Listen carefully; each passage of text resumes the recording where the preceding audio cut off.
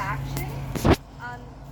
Our demands, well, we refuse to stand by while the government and Canada's richest corporations hoard wealth, gut our public services, fuel climate collapse, attack migrants, exploit Indigenous lands, and prop up a genocide in Palestine. They think that if they can overwhelm and divide us, that we won't fight back.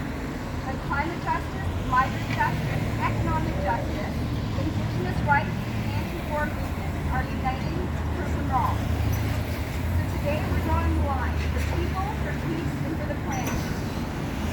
Our 5 demands are as follows. Put people over corporate profit. So we want to fund our families and our communities.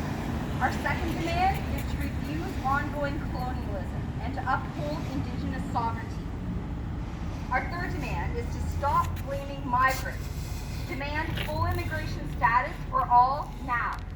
Our fourth demand is to end the war machine, to stand up for justice and peace. And our fifth demand is to end the era of fossil fuels, to protect Mother Earth. Woo! So we have a couple of speakers out here today.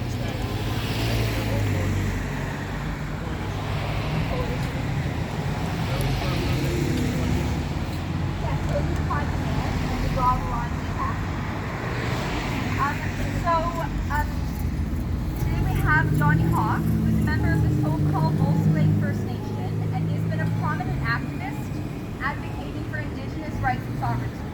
He's been involved in various protests for legal justice, including the blockade of Wenda Provincial Park, which aimed to raise awareness about Indigenous rights and treaty responsibilities. Hawk has also been a vocal critic of recent legislative changes that infringes on the rights of Indigenous people. Johnny's been successful in 2009, where he led a blockade to stop Dump Site 41 in Elmville. Johnny's also been successful in using his specific arguments, self-representing himself in 2020 and in 2022 in protests of land occupation and rights. And recently, Johnny has filed a constitutional question using Indigenous rights to repeal Bill C-5 and Bill 5 and to stop Doug Ford's proposed changes to the Provincial Parks and Conservation Acts, which will sell 60% of Wasaga Beach to the municipality for development. Thank you so much for joining us, Johnny.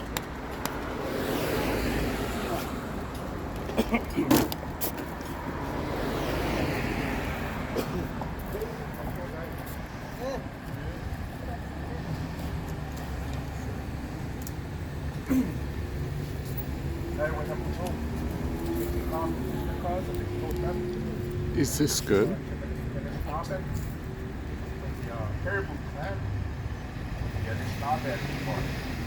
I don't like referring myself as from a First Nation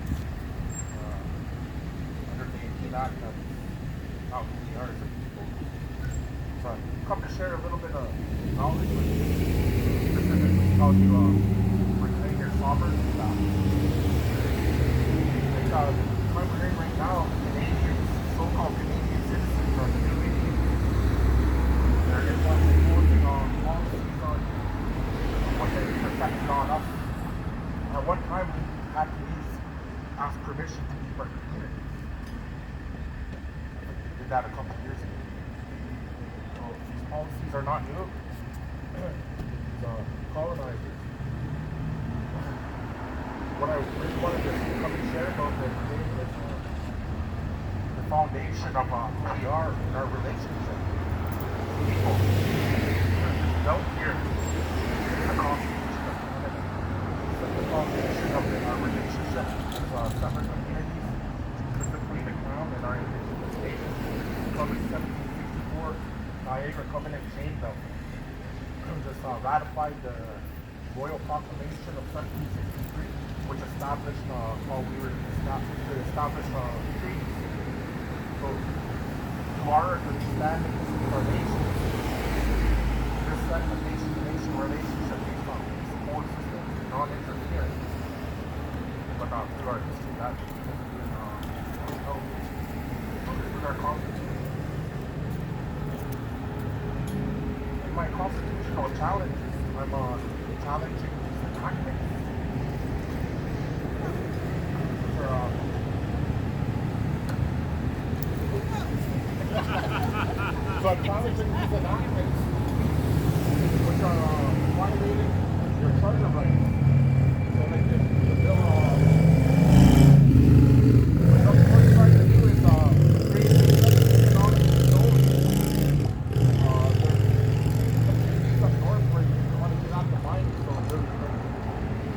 trying to squash over these conservation act that protects special green spaces. So I filed this constitutional challenge. So again, I wanted to help educate what many do not know about the foundation of the so-called country of Canada and how to reclaim our sovereignty back. The 1931 statute of Westminster that relinquished so-called dominion of Canada out of the hands of the UK. At that time, Canadians should have made a proper constitution. That didn't happen. In 1982, Canada Act was created, brought over, repatriated. There was proclamations that provinces had to do to enact that. Canada that never happened. And a foreign monarch had no lawful and legal jurisdiction to enact such an enactment for a free, independent people. A lot of people believe you're a constitutional monarchy. Now come to price of it. So what does that mean? All these enactments, even this bylaw, that we're not supposed to do what we're engaging in with our fundamental rights and freedoms, or right to freedom of expression, which they're suppressing, are null and void because there's no constitution.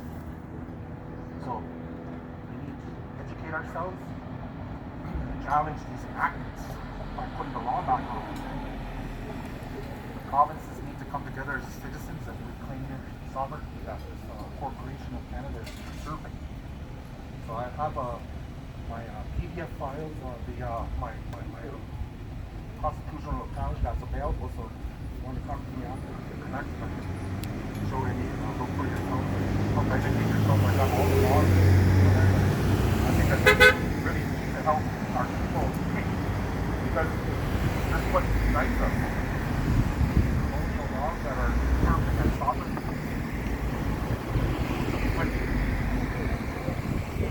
Woo! Thank you, Johnny. On the West Coast next, we have Tanuda from the Georgian Bluffs Climate Action Team. Woo!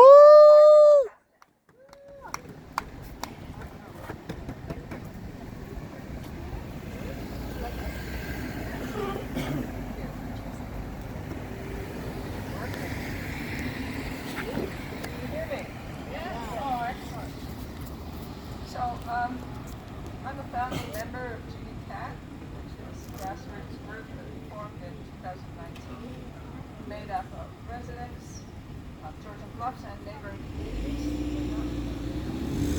Prejudiced. We also liaise with our municipality, Township of Georgian Bluffs, and indirectly with Craig County. We are all volunteers who are committed to working together for change.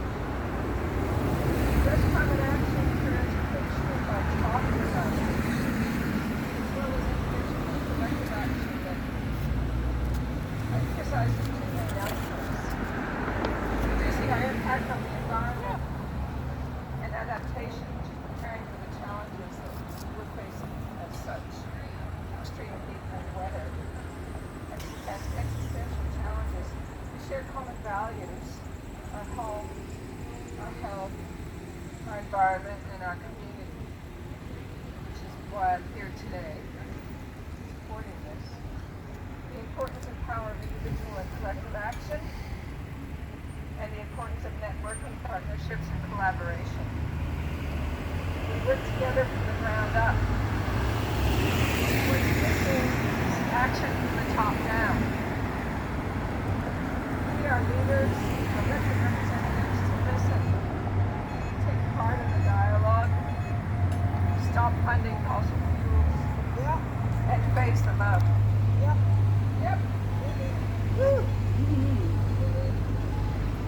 And to prioritize impact. If the car's going by, I don't think my audio is going to be very Your good. audio's not being decent. Okay, I just wanted you to. Well, I mean, you can move, maybe. Okay. It's kind of in out, Start with the question, what do I care about? Ask family, friends, co-workers, what is it they care about? talk about all of these things. And the action begins here. Begins here. Thank you, guys.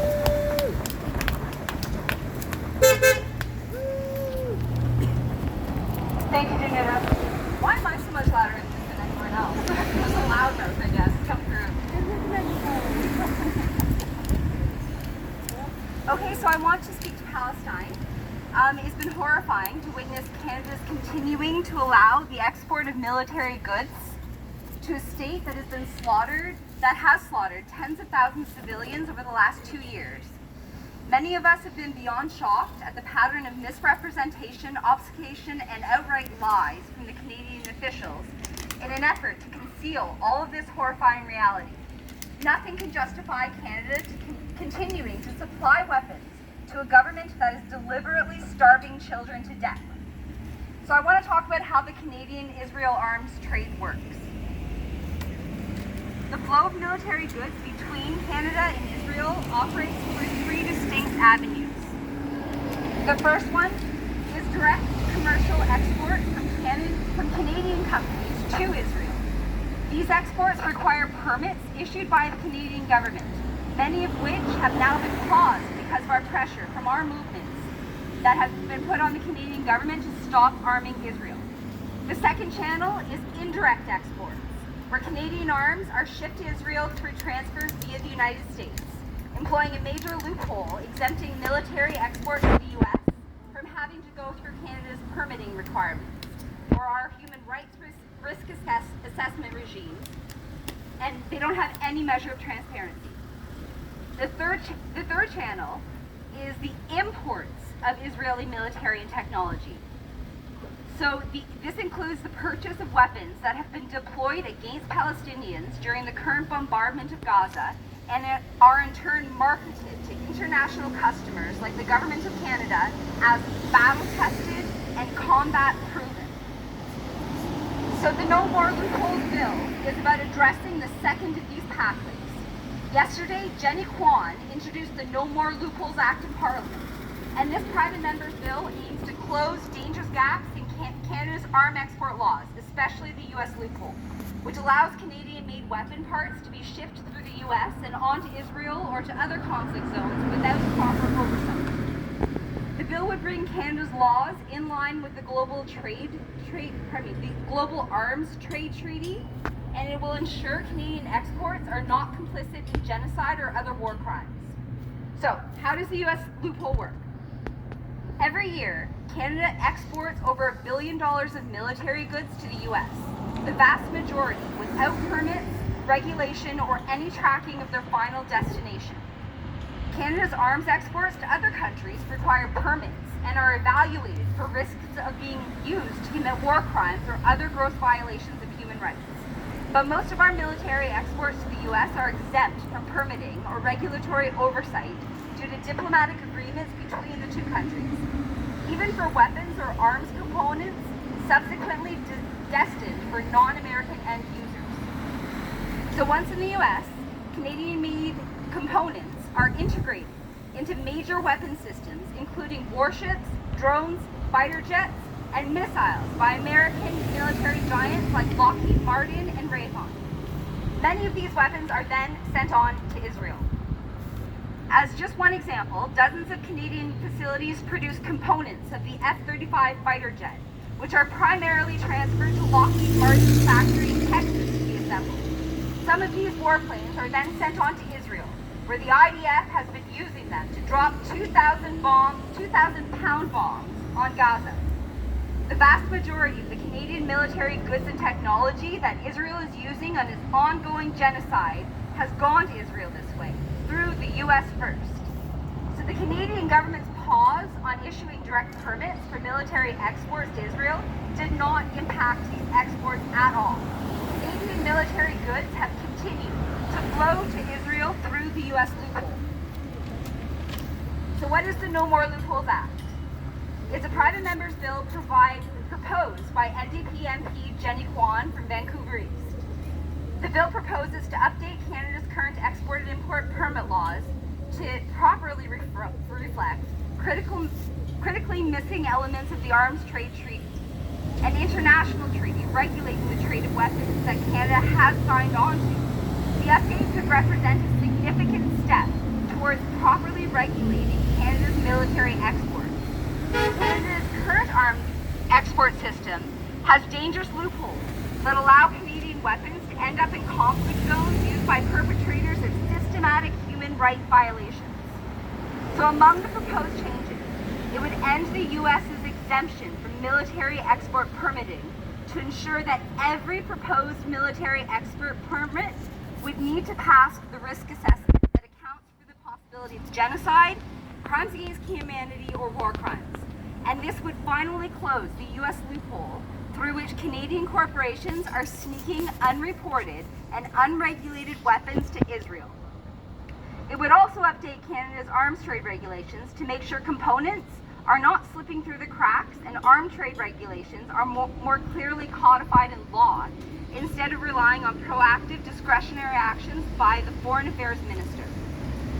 So between now and late October, we have a rare opportunity to take action to change Canadian law in order to cut off the massive flow of Canadian-made military components that reach Israel through the U.S. loophole.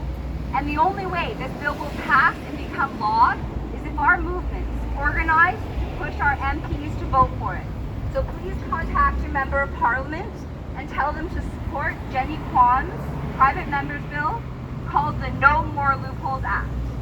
And thank you very much for coming out today, folks. Woo! So what do you guys think? You want to do like a little march up Main Street back since we're all out here with signs? How are we doing?